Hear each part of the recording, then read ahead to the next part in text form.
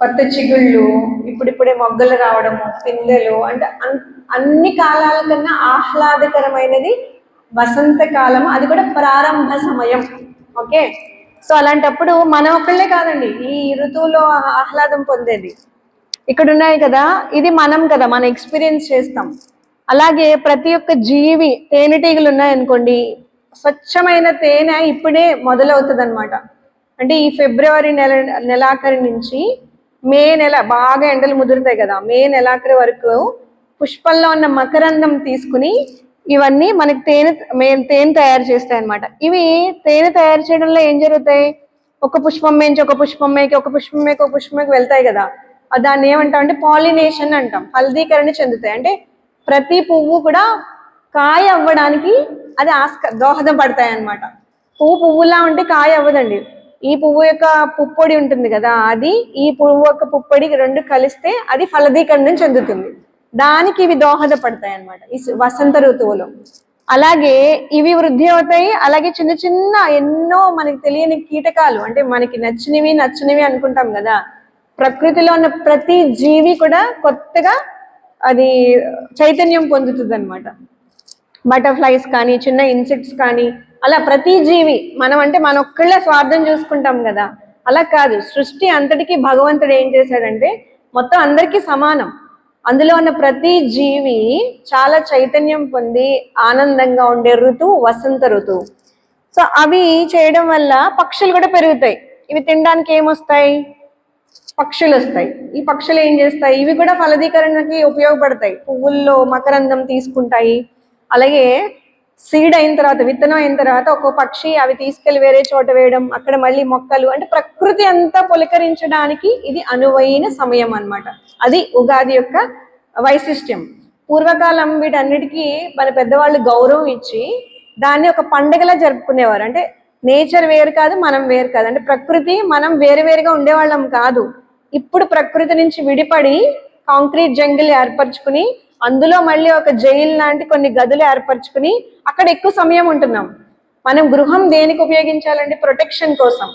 External గా మనకు వచ్చే క్రూర మృగాల నుంచో, విష జంతువుల నుంచో, లేదంటే ప్రకృతి వైపరీత్యాల నుంచో మనల్ని కాపాడుకోవడానికి మనకి గృహం. ఎంత సమయం ఉండాలి, సేద తీరాల్సినంత సమయం గృహంలో ఉండాలి. మిగతా సమయం ఎక్కడ ఉండాలి, ప్రకృతి ఒడిలో ఉండాలి. కానీ ఎంతమంది, ఇది రివర్స్ రేషియోలో ఉంది ఇప్పుడు. నిజంగా చూసుకోండి, ఎవరైనా ప్రకృతిలో ఒడిలో ఉండేది తక్కువ. అంటే అందరూ వెళ్ళి ఫార్మింగ్ చేయాలి, వ్యవసాయ భూమిలో ఉండాలని వద్దు. మొక్కలతో ఎందుకు ఉండలేము, బయటకు వస్తే పక్షులను ఎందుకు చూడలేకపోతున్నాము, ఏదైనా ఆహ్లాదకరంగా ఎందుకు ఉండలేకపోతున్నాము, ఎందుకంటే మనం నేచర్తో ముడిపడి లేము. అది మనం మార్చుకోవాలి ఈ ఉగాది నుంచి. మనం ఎవరన్నా లేకపోతే ప్రతి చిన్న దాంట్లో ఆనందం ఉంటుంది. అది చూసుకోకుండా ఎప్పుడో ఏదో జరిగితే ఆనందం ఉంటుంది అనుకుని భ్రమలో ప్రతిరోజు వేస్ట్ చేసేసుకుంటున్నాం. ఈ రోజు ఎందుకు ఆనందంగా ఉండకూడదు, మనకు ఉన్నది కదా. చాలా మందికి మనకి ఏముందో అది ఏమీ లేకుండా ఉన్న వాళ్ళు ఎంతో మంది ఉన్నారు. అంటే మనం ఎంత భాగ్యవంతులం. అలా ఎందుకని అనుకుని మనం ఆనందంగా ఉండాలి కదా. సో అలా మనమే ఆనందం అనేది తెలుసుకోవాలన్నమాట. క్లియర్ కదా. పండుగలు ప్రతి పండగకి చెప్పుకుందాం ఈసారి ఎందుకు పండగ చేసుకుంటున్నాం అనేది. ఏదో కొత్త బట్టలు వేసుకున్నాము, ఏదో పెద్దవాళ్ళు ఏదో చెప్పారు అయిపోయింది కాదు. ఎందుకు చెప్పారు, ఎంతో రీసెర్చ్ చేశారంటే మన మునులు, ఋషులు, వీళ్ళందరూ కూడా ఏంది ఎక్కువ చదివారు చెప్పండి. ఇప్పుడు దేన్ని ఎక్కువ చదివారు, ప్రకృతిని ఎక్కువ చదివారు. మనం ఉండాల్సింది ప్రకృతిలోనే. ప్రకృతిలో మనం కూడా ఒక భాగమే, అన్ని జీవుల్లా కూడా. మనకున్న మేధస్సుని అతిగా వాడి మనమే శిక్షించుకుంటున్నాం అన్నమాట. ఓకే, ఇది ఉగాది వైశిష్ట్యము, ప్రాముఖ్యత. ఇప్పుడు అన్నిటికన్నా ఇంపార్టెంట్ థింగ్ చెప్పుకుందామండి, అస్సలు మర్చిపోద్దు. మళ్ళీ చెప్తున్నా, బాగా వినండి. ఎవరి గురించి అనుకుంటున్నారు ఇదంతా చెప్పుకునేది? గోమాత.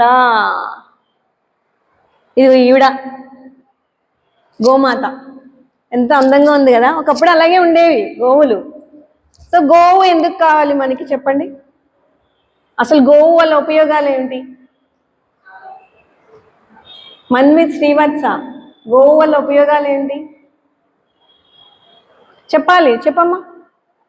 గోవు ఎందుకు కావాలి? పాలిస్తుంది.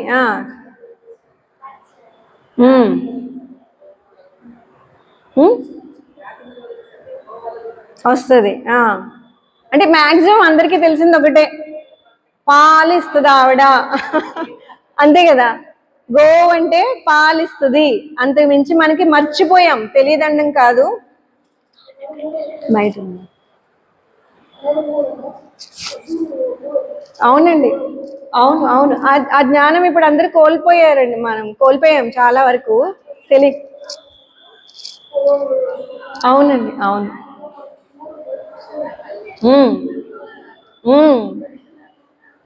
ఎద్దులతో దున్నేవాళ్ళు. అవును అవునండి, అవును. సార్ ఏం చెప్తున్నారంటే, గోమయము ఎరువుగా వాడేవాళ్ళము, ఎద్దులతోనే దున్నేవాళ్ళం, ట్రాక్టర్లు అనేవి లేవు, ఒకప్పుడు గోవుతోనే మొత్తం జీవితం అంతా అనుసంధానం అయి ఉంది అనేది. ఇప్పుడు లేదు, సరే అది పక్కన పెట్టేద్దాం. ఇప్పుడు ఒక్కటి తెలుసుకోండి, గోవు అంటే ఎప్పుడైనా ఒక్కటే, దేశీ గోవు, దేశీ ఆవు. బయట కనిపించే గోవులన్నీ గోవులు కాదు. ఎలా గుర్తుపట్టాలి అంటే, గోవుకి పైన చూసారా మోపురం ఉంటుంది, కొమ్ముల వెనకాల ఇక్కడ ఉందా, అట్లా మోపురం ఉంటుంది దేశీ ఆవుకి. అట్లాగే ఇక్కడ మెడ దగ్గర గంగడోలు ఉంటుంది, అంటే కిందికి ఇలా ఏలాడబడుతూ ఉంటుంది, పట్టుకుంటే ఇట్లా మెత్త మెత్తగా ఉంటుంది, దాన్ని ఏమంటారు, గంగడోలు. మోపురము, గంగడోలు. అలాగే ముఖం చూస్తే చాలా ప్రసన్నవంతంగా, చాలా అందంగా ఉంటుంది, ఆహ్లాదంగా ఉంటుంది, కళ్ళు కానీ ముక్కు కానీ ఇవన్నీ కూడా ఎంతో శోభాయమానంగా ఉంటుంది. ఈ మూడు బట్టి తెలుసుకోవచ్చు, మేజర్ గా గంగడోలు, మోపురం, అది కూడా ఎందుకో చెప్తాను. సో ఇది మన దేశీ ఆవు అంటే మన భారతదేశం సంబంధించిన ఆవు. ఈవిడ ఎక్కడొచ్చింది, అసలు ఎక్కడి నుంచి వచ్చింది చెప్పండి, ఎక్కడి నుంచి వచ్చి ఉంటుంది? Very good, very good. గోవు అనేది మామూలు ప్రాణిలాగా, అంటే మిగతా క్షీరదాల్లాగా ఉండే ప్రాణి కాదండి. ఈవిడ వచ్చింది ఎక్కడి నుంచి అంటే ఎక్స్ట్రా టెరెస్ట్రియల్. ఎలాగైతే అవతార పురుషుల్లాగా దేవతలు మన భూమి మీదకి వచ్చి అవతారం చేశారో, ఈవిడ కూడా క్షీరసాగర మదనం జరిగినప్పుడు ఉద్భవించింది. ఈవిడ కామధేను, అన్ని గోవులకి తల్లి అన్నమాట. ఇక్కడ ఉంది కదా, లెఫ్ట్ సైడ్ లో ఉంది కదా. ఈ క్షీరసాగర మదనం అనేది ఇది ఒక ఆధ్యాత్మిక సంబంధించింది, తర్వాత ఎప్పుడైనా తెలుసుకోండి, లేదంటే మనం ఎప్పుడైనా చెప్పుకుందాం. అప్పుడు దేవతలకి వచ్చిన వాటిల్లో సెకండ్ వచ్చింది, ఫస్ట్ హాలాహలం, తర్వాత వచ్చింది ఈవిడ పేరు కామధేను. కామధేను అంటే మీరు ఏమన్నా అడగండి ఆవిడ ప్రసాదించేస్తుంది అనమాట. శక్తివంతమైన స్వరూపం, గోరూపంలో వచ్చింది కదా. సో అక్కడి నుంచి వచ్చిన సంతతి మన దేశీ గోవు. ఈ గోవు మామూలు ప్రాణి కాదు, భువర్లోకం నుంచి ఇక్కడికి దివికి వచ్చింది సంతతి. అక్కడి నుంచి తరతరాలుగా యుగాలుగా మార్చుకుంటూ మనకుంది అనమాట. సో ఎందుకు అంత ప్రాముఖ్యత ఈవిడ గురించి అని చెప్తే, మనం ఏమనుకుంటాం, ఓన్లీ పాలు అనుకుంటాం కదా. పోనీ అది కూడా కాదు, ఆవిడకున్న గవ్యాలన్నీ, గవ్యములు అంటే ఆవిడిచ్చే మూత్రము, పేడ, ఇంకా పాలతో తయారు చేసే పదార్థాలు, ఇవన్నీ ఉపయోగాలు అనుకుంటాం, అంతవరకే కదా తెలుసు. కాదు, ఆవిడ ఎంత వరకు అంటే she's the service provider for the entire universe అంటే మన భూగ్రహం ఒకటే కాదు, మిగతా గ్రహాలు ఏవైతే ఉన్నాయో అవన్నీ, మొత్తం సౌరమండలం అంటాం కదా, ఇదంతా బ్యాలెన్స్ చేసే శక్తి గోమాతకుంది. ఎలా ఉంటుంది అనేది మనం తర్వాత చెప్పుకుందాం. అంటే ఈవిడ మన కోసమే వచ్చిందనో, మన స్వార్థానికి వాడుకుని మనం అలా అనుకున్నాం, కాదు. మొత్తం ఈవిడ ఉండడం వల్ల, భూమి మీద ఉండడం వల్ల భూమి యొక్క ప్రకృతి అంతా కూడా బ్యాలెన్స్ అవుతుంది అనమాట. మొత్తం ఈవిడ వల్లే వృద్ధి చెందుతుంది కూడా ఒక రూపంలో. అది ఎలాగనేది చెప్పుకుందాం. సో వీళ్ళిద్దరు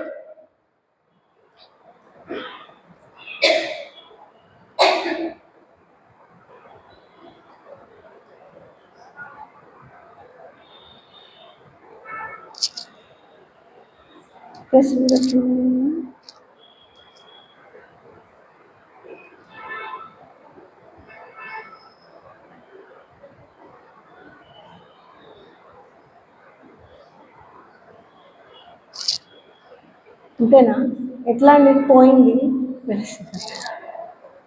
సరే ఇలాగ చెప్పుకుందాం.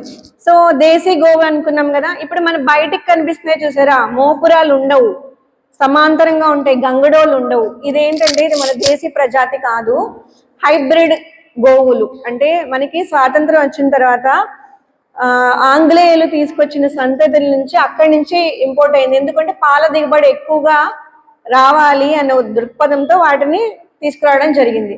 వాటికి దేశీయ ఆవుకున్నంత శక్తి ఉండదన్నమాట. ఎందుకు ఉండదంటే వీటికి మోపురం ఉండదు కదా. మన దేశీయ ఆవుకి మోపురం ఉందనుకున్నాం కదా.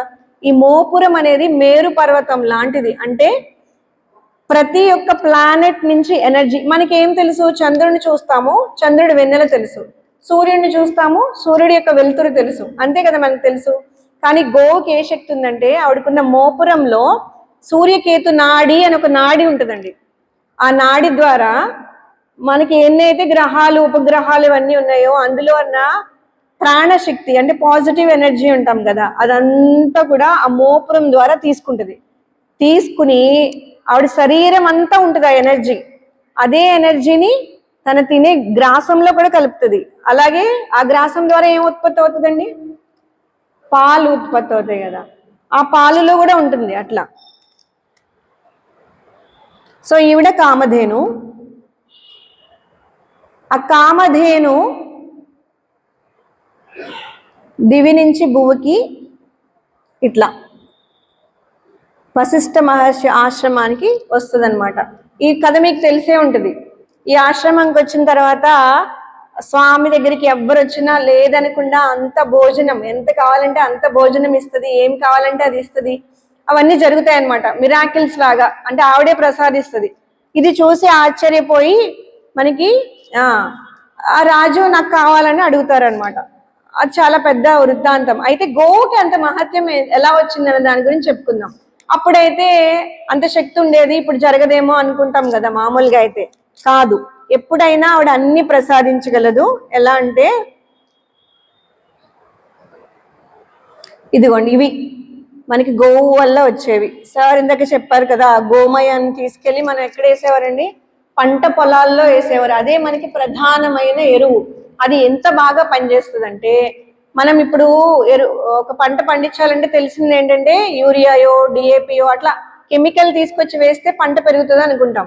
అది కాదు. సృష్టికి మనకి రహస్యం అంటే సృష్టి రహస్యం ఏంటంటే గోవు యొక్క మయము పడగానే ఎన్నో కోట్ల సూక్ష్మజీవులు అంటే మనకి వృద్ధి చేసే సూక్ష్మజీవులు ఉంటాయి. ఎట్లా వృద్ధి చేస్తాయి? ఇవి భూమిలో ముందు తయారవుతాయి. మన గోమయం పడగానే పడిన తర్వాత అవి మినరల్స్ రిలీజ్ చేస్తాయి. అంటే ఆ సూక్ష్మజీవి మనం ఉన్నాం కదా, మనం మాట్లాడుతున్నాం కదా, అలా అవి చేసే క్రియల వల్ల కొంత ఎనర్జీ అనేది రిలీజ్ అవుతుంది. అదంతా భూమిలో ఉంటుంది. భూమిలో విత్తనం పెట్టగానే అది అంకురార్పణ జరిగి ఆ మొక్క ఎదుగుదలకి ఏమైతే కావాలో అవన్నీ భూమిలో రెడీ చేసేది గోమయమే. మనం ఏమీ వేయవసరం లేదు, అదొక్కటే వేయాలి. మరి మిగతా మినరల్స్ అవన్నీ ఎలా వస్తాయి అనుకుంటారు? వర్షాకాలం పడినప్పుడు మెరుపులు మెరుస్తాయి కదండి, ఉరుములు మెరుపులు. ఆ మెరుపులు కనెక్ట్ అయ్యి ఎక్కడ కనెక్ట్ అవుతాయండి? భూమికే. దాని ద్వారా మిగతా కావాల్సిన పోషకాలన్నీ వచ్చేస్తాయి. ఆ మెరుపుల ద్వారా జరిగిన క్రియల్లో ఉంటాయి కదా, అవన్నీ వర్షం రూపంలో కింద పడతాయి కదా, ఆ భూమికి ఆ వర్షం రూపంలో అందుతాయి అనమాట. అందుకే వర్షాకాలమే మనకి స్టార్ట్ చేసేవారు ఏదైనా చేయాలంటే. ఆ ముందు 2 నెలలు ఎరువు వేసి పెట్టుకునేవారు, ఇలాగా రెడీ అవుతుంది అనమాట. ఇది మనం చేయాల్సింది. అలా సంవత్సరం సంవత్సరం సంవత్సరం పెరుగుతూ ఆ భూమి ఫర్టైల్ సాయిల్ అనమాట, బంగారం అయిపోతుంది. విత్తనం పెడితే అందులోంచి వచ్చిన మొక్క ఎన్నో పోషక విలువలు కలిగి ఉంటుంది అనమాట. అందుకే ఆహారమే ఔషధం అనేవారు అప్పట్లో. అంటే అంత ఔషధంలా పనిచేసేది, పెరిగేది. ఇప్పుడు మనం అలా పెంచట్లేదు ఏ మొక్కని, గోమయం వేయట్లేదు అందరూ, యూరియాలు సూపర్ ఫాస్ఫేట్లు అట్లా కెమికల్స్ ఏమన్నాయో అవి చేసి మొక్క పెరిగిపోతుంది. అయ్యి బాబాయ్ ఇంత పెరిగిపోయింది, ఇన్ని కాయలు ఇచ్చేసింది, నేను మామూలుగా వేస్తే 5 కాయలే వచ్చింది, ఇది 50 కాయలు వచ్చింది, ఇదేదో చాలా బాగుంది అనుకున్నాం.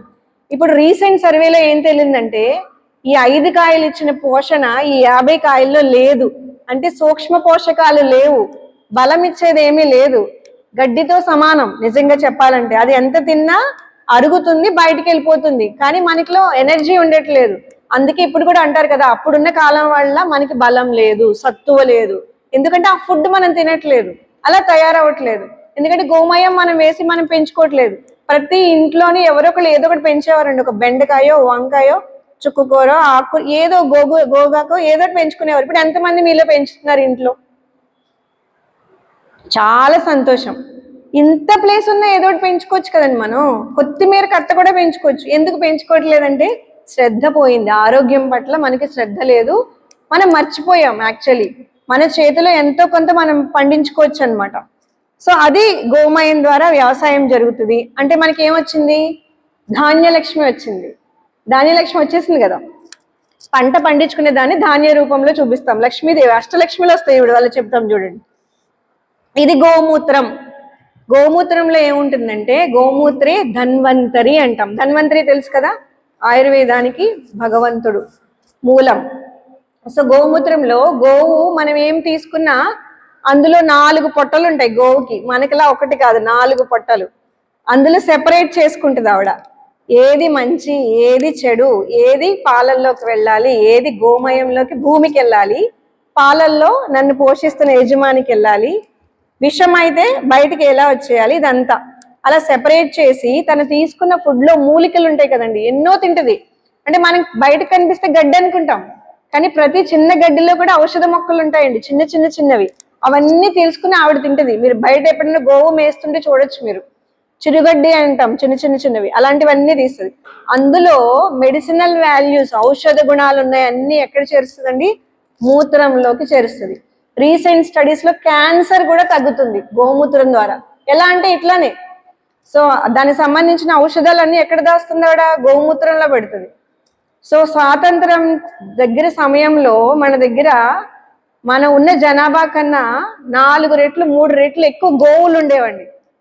అంటే మనం 3 కోట్లు ఉన్నాయనుకోండి, 9 కోట్ల గోవులు ఇప్పుడు మన దగ్గర ఉన్నాయన్నమాట. ఇప్పుడు 1/4కి పడిపోయింది, గోవులే లేవు. ఒకవేళ గోవు వల్ల మనకి నష్టం వస్తుంది అనుకోండి, మన ప్రాచీన భారతీయులు అంత సంతతిని పెంచుకోగలిగారా అసలు?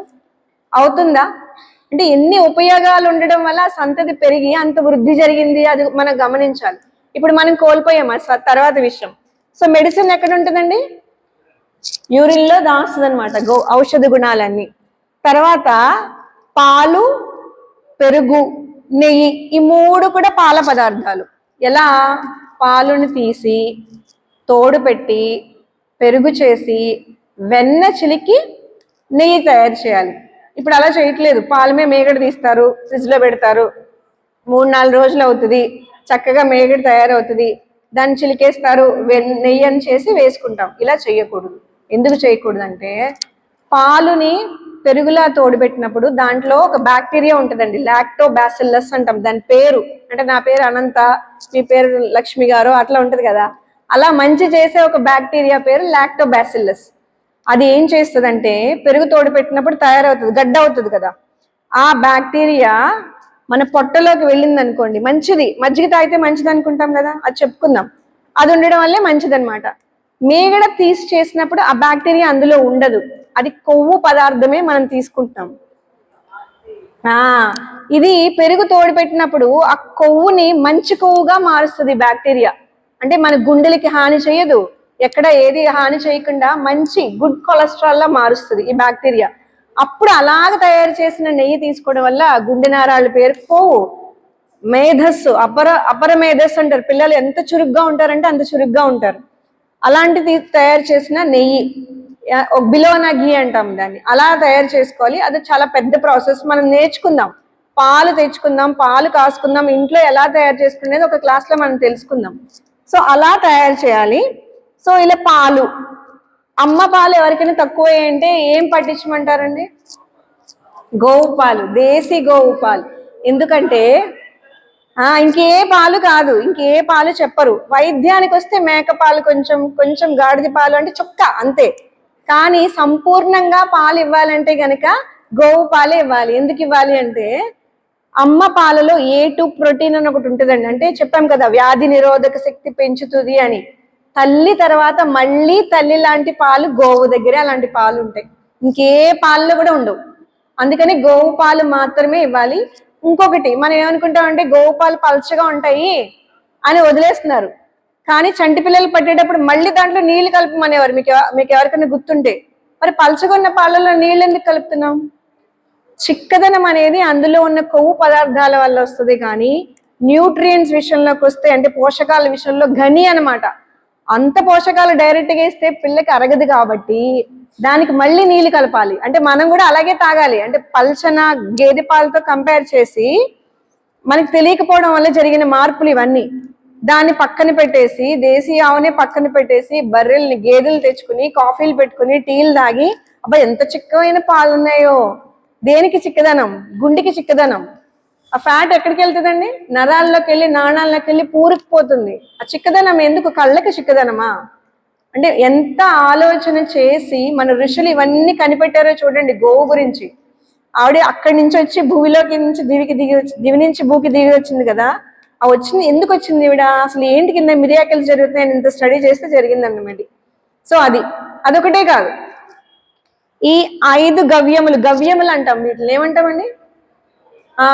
ఆవు ద్వారా వచ్చిన విసర్జనలు అన్నిటిని మనం ఏమని మాట్లాడాలంటే గవ్యములు, పంచ గవ్యములు. దీంతో మెడిసిన్ తయారు చేయొచ్చండి. ఇప్పుడు అన్ని మెడిసిన్స్ వీటితోనే తయారవుతాయి. యూరిన్తో. అది పెద్ద ప్రాసెస్. ఈ మజ్జిగ, పెరుగు ఉంది కదా, మనం పెరుగులో వేసుకోకూడదు. దీన్ని ఎలా తాగాలి? మజ్జిగలా తాగాలి. దేవతలకి అమృతం ఎలాంటిదో మన మానవాళికి అమృతము తర్కము. ఆవు పాల మజ్జిగ ఎలా తాగాలి? దీంట్లో చాలా ఉన్నాయి. శరీర తత్వాన్ని బట్టి, వ్యాధిని బట్టి దాంట్లో కలుపుకునే నీళ్ళ నిష్పత్తి వేరే ఉంటుంది. కానీ జనరల్ గా మనం చెప్పుకుందాం. ఇప్పుడు వచ్చేసింది కదా సమ్మర్, ఈ రోజు నుంచి మొదలు పెట్టాలి మీరు. ఒక పాటు పెరుగు అయితే అంటే ఒక కప్పు పెరుగుకి 3 కప్పుల నీళ్లు. ఇది ముందు బాగా చిలకాలి మెత్తగా. ముందు నీళ్లు పోసేయకూడదు, బాగా చిలికేయాలి. వెన్న తీసేయాలి, వెన్న వస్తే దానికి 3 రెట్లు నీళ్లు కలుపుకోవాలి పల్చగా. అంటే స్వచ్ఛమైన దేశీ ఆవు పాలు గురించి మాట్లాడుకుంటున్నాం మనం. బయట ఇవన్నీ కాదు. అలాంటి పాలు దొరికితే వెతుక్కోవాలి మనం. ఎక్కడో చోటు ఉంటారు, ఎవరో ఒకళ్ళు ఉంటారు, వెళ్ళి తెచ్చుకోవాలి. అలాంటివే తెచ్చుకోవాలి. బంగారం షాప్కి వెళ్ళి అన్ని కొనుక్కుంటున్నాం కదా, అంతకన్నా విలువైంది ఈవిడ ఉందని తెలిసింది కదా, వెతుక్కోవాలి మనం. ఆవిడ ఎక్కడుంది, ఆ పాలు ఎక్కడ ఉంటున్నాయి. ఎంతో అవసరం లేదండి. ఒక 1/2 లీటర్ తెచ్చుకున్నా, 1/2 లీటర్ తెచ్చుకున్నా 2 రోజులు మొత్తం ఇంటిల్లి పాదటి మజ్జిగ తాగొచ్చు. అమృతం లాంటి మజ్జిగ.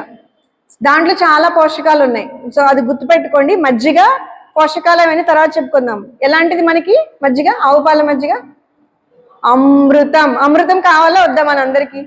మరి అలాంటప్పుడు మనం సంపాదించుకోవాలి. అది ఎక్కడుంది, ఎలా తయారు చేసుకోవాలని. చేతిలో మనకు తెలిసిన అమృతాన్ని వదిలేసి ఎక్కడో ఆరోగ్యం ఉంటుందంటే ఎక్కడో ఏదో చేద్దాం, ఆ ఫిట్నెస్, ఈ ఫిట్నెస్, ఆ ఫుడ్, ఈ ఫుడ్. మజ్జిగ తాగి బతికేవాళ్ళండి మన వాళ్ళు. గంజి నీళ్ళు తాగి బతికేవాళ్ళు. గంజి నిజంగానే పొద్దున్నే గంజి నీళ్లులా చేసి అన్నం అందులో పిసుక్కుని తేవడంలో ఆ గంజిలోనే చాలా న్యూట్రియంట్స్ ఉండేవి. ఎంత పోషకం బలం ఉండేది. ఇప్పుడు ఎంత తిండి తింటున్నా ఎందుకు అంత బలం ఉండట్లేదు? తెలుసుకోలేకపోయాం కాబట్టి. ఇప్పుడు తెలుసుకున్నాం కదా. చద్దన్నం తినండి అందరూ. అది నెక్స్ట్ క్లాస్లో ఇంకొకసారి చెప్తున్నాం. చద్దన్నం అంటే ఏమీ లేదు. రాత్రి మొత్తం రైస్ వండేసుకోండి. రైస్ని కొంచెం మెత్తగా చేసుకోవాలి, లైట్గా. పలుకు ఉండకూడదు. వేడి మీద కొంచెం గంజిలా ఉండి నొక్కాలి. ఇది కుక్కర్ పెట్టుకోకూడదు, వార్చుకోవాలి, లేదంటే ఎగిరించుకోవాలి. వార్చుకోవాలి మ్యాక్సిమం. అది కొంచెం గంజుండి కానీ కొంచెం మెత్తగా చేసి అందులోనే మజ్జిగ పోసి, అంటే అప్పుడే తోడుకున్న పాలతో చేసిన, పెరుగుతో చేసిన మజ్జిగ పోసి, ఒక ఉల్లిపాయ ముక్క, ఉల్లిపాయ తినే వాళ్ళైతే ఉల్లిపాయ, పచ్చిమిర్చి, ఈ 2కి ఎందుకంటే బ్యాక్టీరియా అని చెప్పుకున్నాం కదా, అది 2 వేయడం వల్ల ఇంకా బాగా వృద్ధి అవుతుంది అనమాట. అందుకని ఒక ఉల్లిపాయ ముక్క, చిన్న పచ్చిమిర్చి వేసేవారు. అందులో కుండలో తోడు పెట్టుకోవాలి. ఇలా తోడు పెట్టుకుని ఉదయం తింటే, ఇది కూడా ముడి బియ్యంతో చేసుకోవాలి. పాలిష్డ్ బియ్యం అయితే అవసరం లేదు, మనకు అంత ఉపయోగం ఉండదు. ముడి బియ్యంతో రాత్రి ఉడకబెట్టి కుండలో తోడు పెట్టుకుని పొద్దున్నప్పుడు దాన్ని తింటే ఎంత బలం అంటే అంత బలం, చాలా బలం. ఇంకా న్యూట్రియంట్స్, B12, రక్తహీనత ఇవన్నీ ఉన్నాయి కదా, పోతాయి. చద్దన్నంతోనే పోతాయి. అది అవ్వలేదు, కనీసం మజ్జిగ తాగుదాం, ఆవు పాల మజ్జిగ తాగుదాం. ఓకేనా? ఇది ఈ క్లాస్ నుంచి మీరు చేయాల్సింది ఇది ఒకటి. నాకు మిగతా అన్ని తర్వాత. మజ్జిగ రేపించి తాగుతున్నారా లేదా ఆ నెక్స్ట్ క్లాస్లో నేను అడుగుతాను. సంపాదించుకోవాలి ఎలా ఒకలా ఆవు పాలు తెచ్చుకుని. వెరీ నైస్ అండి, వెరీ నైస్. అంటే మన ఆరోగ్యవంతులు, అదృష్టం మనకి మజ్జిగ దొరికింది. అమృతం కదా.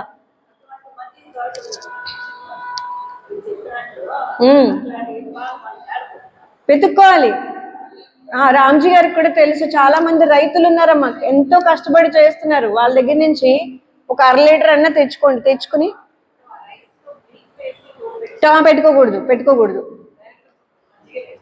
అప్పుడే తోడుకున్న మజ్జిగ ఉంటుంది కదా, అది వేసుకోవాలి. ఈ మజ్జిగ ఒక టాపిక్ అండి, మజ్జిగ అంతా ఒక టాపిక్, ఒకరోజు చెప్పుకుందాం, రాబోయే వేసవకాలంలోనే చెప్పుకుందాం. అంటే మరీ పులిపు అయిపోకూడదు, మరీ తీగా తోడుకున్నది తినకూడదు, అజీర్ణం చేస్తుంది, ఇట్లా ఉన్నాయన్నమాట. ఆ మజ్జిగ నేను చెప్తాను, ఈలోగా మీరు పాలు కనుక్కోండి ఎక్కడున్నాయో. కుటుంబం అంతటికి ఒక 1/2 లీటర్ చాలమ్మా. కుటుంబం అంతటికి 2 రోజులకి 1/2 లీటర్ మజ్జిగ, నేను చెప్తున్నా 2 రోజులు వచ్చేస్తుంది. అది మరి ఫ్రిడ్జ్ లో పెట్టి వాడితే అట్లనే ఉంటుంది, చల్లగా ఉంటుంది లోపల మన బాడీ కూడా. సో ఇది ఒకటి కాదు, ఈ 5 గవ్యములు కూడా దేంతో సమానం అంటే ఇలా చూడండి, ప్రకృతిలో ఉన్న 5 తత్వాల ప్రతిరూపాలు అన్నమాట ఇవి. సో మనం ఇందాక చెప్పుకున్నాం కదా, ఘీ అంటే నెయ్యి ఫైర్ ఎలిమెంట్, అగ్నితత్వాన్ని సూచిస్తుంది. అంటే మనలో జఠరాగ్ని పెంచుతుంది. మనకి బ్రెయిన్ బాగా పనిచేయాలన్నా, ఆర్గాన్స్ బాగా పనిచేయాలన్నా హార్మోన్స్ అనేవి కావాలండి. ఈ హార్మోన్స్ కూడా కావాల్సింది అగ్నితత్వం. సో ఈ ఘృతం తీసుకోవడం వల్ల, ఘృతం అంటే నెయ్యి, ఆవు పెరుగు తోడు పెట్టుకుని చిలికి చేసిన నెయ్యిని ఘృతం అంటాం. అది తీసుకోవడం వల్ల మనలో ఈ అగ్నితత్వం అనేది సమతుల్యం అవుతుంది. ఓకేనా? అంటే తిన్నది బాగా వంట పడుతుంది, చక్కగా అంతా అరిగి దాంట్లో మంచి మంచి ఏమి వెళ్ళి రక్తంలో చేరాలో అవన్నీ చేరడానికి ఇది ఉపయోగపడుతుంది. అలాగే వాటర్ ఎలిమెంట్ వచ్చేసి పాలు తీసుకున్నప్పుడు ప్రకృతిలో ఉన్న వాటర్ జలతత్వంతో సమానం. అలాగే ఎయిర్, ఆవు మూత్రం అని చెప్పుకున్నాం కదా, దాంట్లో ఎయిర్ ఎలిమెంట్ ఉంటుంది, అంటే వాయుతత్వం. తర్వాత ఇంకేం చెప్పుకున్నామండి, గోమయం ఆకాశతత్వం, పృథ్వీతత్వము గోమయము, ఇంకేం మిగిలింది పెరుగు ఆకాశతత్వం. ఈ పంచభూతాల శక్తి ఈ పంచగవ్యాల్లో ఇమిడి ఉంటుంది. చెప్పుకున్నాం కదా, మోపురం నుంచి శక్తి తీసుకుంటుంది, ప్రకృతి నుంచి అన్నిట్లోనే ఇస్తుందని. అలా అయితే దీనికి మనకి ఏంటి ఉపయోగం అంటే, ఈ 5 తత్వాల సమతుల్యతల్లోనే మన ఆరోగ్యం ఉంటుంది అన్నమాట. సో ఇందులో ఏది తేడా వచ్చినా మనలో కఫ, పిత్త, వాత అని 3 రకాలు ఉంటాయి. అంటే మన శరీర తత్వములు అన్నమాట. ఇవి సమానంగా ఉంటే మనకు ఆరోగ్యం. ఇవి అసమానమయ్యి ఏదైనా ఒకటి పెరిగిపోయింది అనుకోండి, ఆ తత్వం యొక్క తాలూకా అనారోగ్యం మనకి కనిపిస్తుంది అనమాట, ఏదో ఒక వ్యాధి రూపంలో, ఆయుర్వేదం ప్రకారం. సో గోవు యొక్క ఉత్పత్తులు వాడుతూ గోవు దగ్గరలో మనం ఉన్నప్పుడు ఏమవుతుంది, వాత పిత్త కఫ దోషాలు ఉండవు. అంటే సమానంగా సమతుల్యంగా ఎలా మన శరీరం ఉండాలో అలా ఉంటుంది అనమాట. అనారోగ్యం లేదు కదా ఇంకా, అవునా? సో ఇవి వాడినా పర్వాలేదు, లేదంటే గోవుకి సమీపంలో ఉండి దానికి సేవ చేసుకున్నా ఇలాంటి ఎఫెక్టే ఉంటుంది. ఎలా ఎనర్జీ మొత్తం ఓవరాల్ బాడీ అంతా ఉంటుందని చెప్పుకున్నాం కదండి గోవుకి. ఆ గోవు యొక్క ఆరా అంటాం, అంటే శక్తి. అంటే మనం ఒక గుడిలోకి వెళ్తాం కదా, వెళ్ళినప్పుడు దైవాన్ని ప్రార్థిస్తాం కదా, సో అంత దూరంలో ఉన్నా మనం అనుకునే జరుగుతున్నాయా లేదా, నమ్మకం నిజమవుతుందా లేదా, ఎలా శక్తి, అలాంటి శక్తి గోవుకు ఉంటుంది. సో 33 కోట్ల దేవతల అంశలు, అంటే శక్తి గోమాతలో ఉంది. ప్రత్యక్ష దైవం అంటే ఎక్కడికో వెళ్తే మనకి పైన తిరుమలకి వెళ్తే స్వామివారు కనిపిస్తారు, అక్కడ గుడిలోకి వెళ్తే అమ్మవారు కనిపిస్తారు. అట్లా ఎక్కడెక్కడికో వెళ్ళి అన్ని శక్తుల్ని మనం దర్శించడానికి మనం ప్రయత్నిస్తున్నాం కదా. అన్ని శక్తులు 33 కోట్ల దేవతలు అంటే ఎన్ని, మనం ఎక్కడ వెళ్ళగలమా, అసలు చూడగలమా? అన్ని శక్తులు కలిపి గోమాత రూపంలో మన దగ్గర ఉంటే మనం తెలుసుకోలేకపోతున్నాం, దాని యొక్క బెనిఫిట్స్, ఉపయోగాలని మనం పొందలేకపోతున్నాం. సో ఈ రోజు మనం అంతవరకు తెలుసుకున్నాము. ఎక్కడన్నా గోవు కనబడితే నమస్కరించండి, మీరు చెప్పుకోండి, మీరు దేవుడు ఎలా అనుకుంటున్నారో అన్ని గోవుతో మాట్లాడండి. గోదోహన క్రియ అని ఒకటి ఉంటుందండి, గోవుతో మనం చెప్పుకునే విధానం. దానివల్ల మనలో ఉన్న సమస్యలన్నీ తీరిపోతాయి అన్నమాట. అది కూడా ఉన్నాయి, అలా చాలా ఉన్నాయి. ఈ రోజు నుంచి మనం చేయాల్సింది, ఎక్కడైనా అసలు కనిపించే ఆవు దేశీ ఆవా లేదంటే హైబ్రిడ్ ఆవా గుర్తుపట్టండి. ఫస్ట్ దేశీ ఆవు కనిపిస్తే మీకు తోచినంత ఏమన్నా తినిపించండి ఆవిడికి, ఒక పండో ఫలమో, తోటకూర తీస్తే చాలా మంచిదన్నమాట ఆవిడికి. అలా ఏదో మీకు తోచినంత, ఎప్పుడు పడితే అప్పుడు అవసరం లే, మీకు మనసు కనిపిస్తుంది కదా ఈవిడికి ఏదైనా పెడితే బాగుండే అని. అలా అనిపించింది అంటే మనలో ఏదో రుగ్మత పోయేటందుకుంది, మనలో ఏదన్నా గ్రహ బాధలు ఏమన్నా తగ్గించాల్సి వస్తే అలా మనకి స్ఫురిస్తుంది అనమాట. మామూలుగా ఏం అనిపించదు. అలా అనిపించినప్పుడు ఆవిడకి ఏమైనా తినిపించండి, చేయండి. సేవ ఎవరికి? దేవతలందరికీ ఒకేసారి చేసినట్టు అవుతుంది. సో గోమాతకి నమస్కారాలు. గోమాత యొక్క ప్రాముఖ్యత ఇది. దేశీ గోవుని గౌరవిద్దాం, అలాగే పూజిద్దాం ఈ రోజు నుంచి. ఆవిడ నార్మల్ ప్రాణి కాదు, నార్మల్ గా వచ్చిన అన్ని క్షీరదాలు లాంటి ప్రాణి కాదు, దైవాంశం. ఓకే, అది ఈ రోజు నుంచి ఈ సమ్మర్ అయిపోయే వరకు మజ్జిగ, దేశీ ఆవు పాల మజ్జిగ కనుక్కుని ఎక్కడుందో తయారు చేసుకుందాం. దాని గురించి మళ్ళీ ఇంకొకసారి చెప్పుకుందాం. ఓకేనా? ఇంకేమైనా డౌట్స్ ఉంటే మీరు అడగచ్చు. అయిపోయింది. ఓకేనండి, సరే సరే. అంటే కొంచెం లేట్ అయిందని ఒక పావు గంట ఎక్స్ట్రా తీసుకున్నాను, మళ్ళీ మిస్ అయిపోతారు మీరు అని చెప్పేసి. ఇలా ఎన్నో విషయాలు మనం తెలుసుకోవచ్చు, ఉన్నాయి తెలుసుకోవడానికి, కానీ తెలుసుకుని వదిలేయొద్దు. అది నేను అనేది. ఎంతో కొంత దాని గురించి మనం మార్పు చెందాలి. తెలుసుకున్న ప్రతి దాంట్లో కొంచెం కొంచెం మన జీవితంలోకి మార్పు తెచ్చుకోవాలి. తెలుసుకుని వదిలేసి మళ్ళీ కొత్త విషయం తెలుసుకుని ఇంకెలా వింటూనే ఉంటాం, కానీ ఇంప్లిమెంటేషన్ ఏది? చెప్పడం ఎక్కువ చెప్పకూడదండి, చేయడమే చేయాలి ఎక్కువ. ఎప్పుడైనా సరే చెప్పడం చాలా తక్కువ మాట్లాడాలి, చేసే పని ఎక్కువ చేయాలి ఎవరైనా. అలాగేనా? ఈసారి అలాగే చేద్దాం. గోమాతని పూజిద్దాం. ఎప్పుడన్నా కనిపిస్తే మీరు చెప్పడం చేయండి. మజ్జిగ ఈ 3 నెలలు అమృతం తాగుదాం. దానికోసం వెతకండి, ఎక్కడుంది, ఎలాగా, ఎలా తెచ్చుకోవాలి, ఎలా మీకు దొరికిన తర్వాత ఎలా తయారు చేసుకోవాలో నేను చెప్తాను. ఓకే, నమస్తే.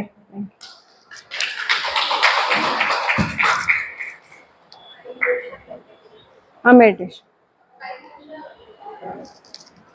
సో ఒక 5 minutes అందరూ కళ్ళు మూసుకొని ధ్యానం చేసుకుందాం.